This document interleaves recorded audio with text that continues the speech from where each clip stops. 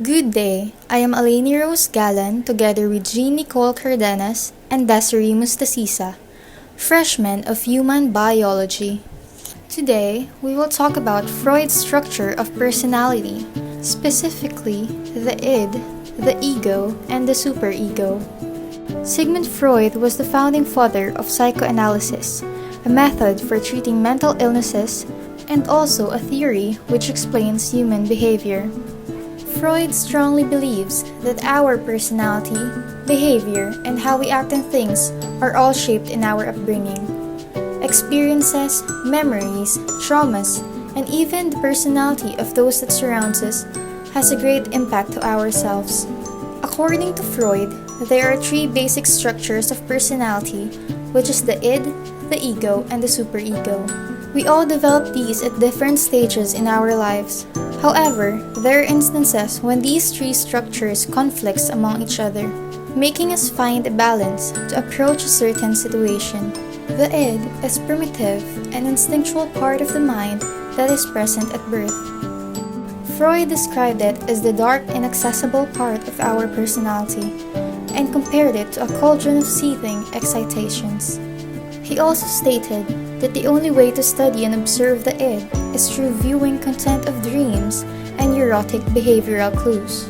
The id is the pure freedom stage, in which we do not think of the consequences or effects of our actions. The id acts according to the pleasure principle, in which all decisions are purely made to meet our demand of immediate satisfaction, basic physical needs, and urges.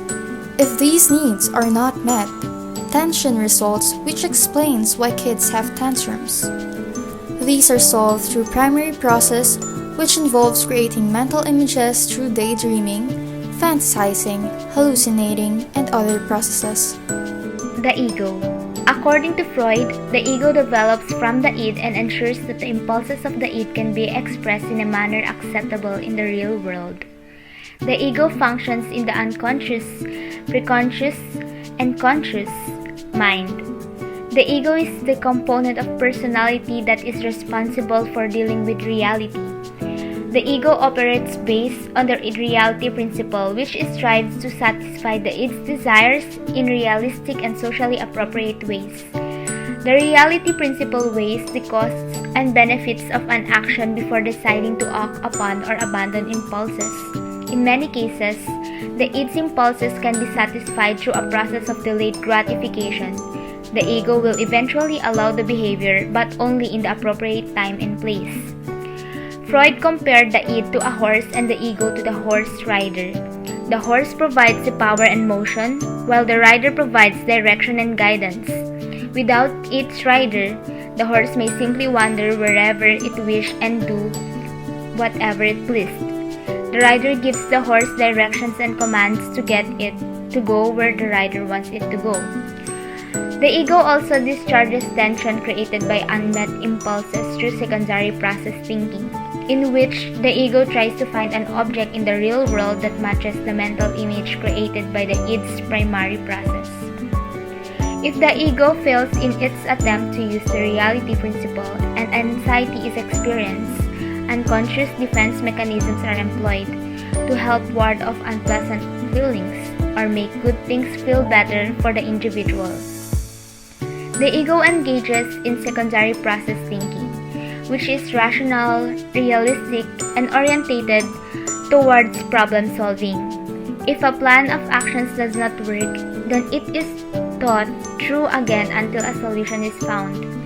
This is known as reality testing and enables the person to control their impulses and demonstrate self-control via mastery of the ego.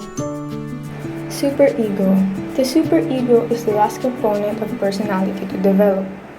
It is the ethical component of the personality and provides the moral standards. The superego develops around age 5. The superego can be divided into two components, which is the ego ideal and the conscience. The ego ideal. It is a part of the superego that includes the rules for good behaviors. These behaviors are only those who are approved of by parental or authority figures.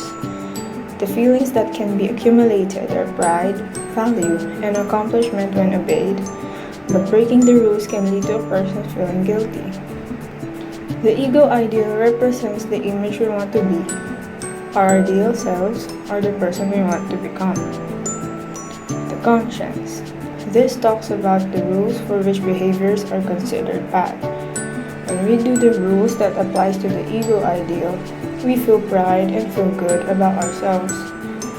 Whereas when we do things that our conscience defines as bad, we feel remorse and guilt. Superego focuses on the suppression of the urges or desires of the id that are morally wrong and unacceptable.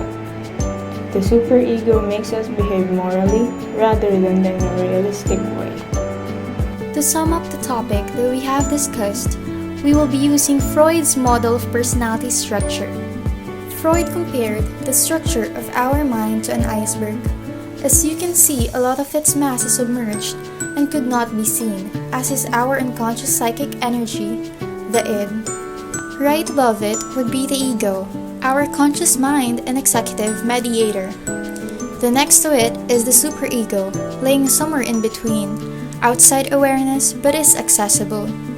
Our internalized ideals. Well, that's it! We hope you learned a lot on Freud's structure of personality. Again, I am Eleni Rose Gallen together with Jean Nicole Cardenas and Desiree Mustasisa, freshmen of Human Biology.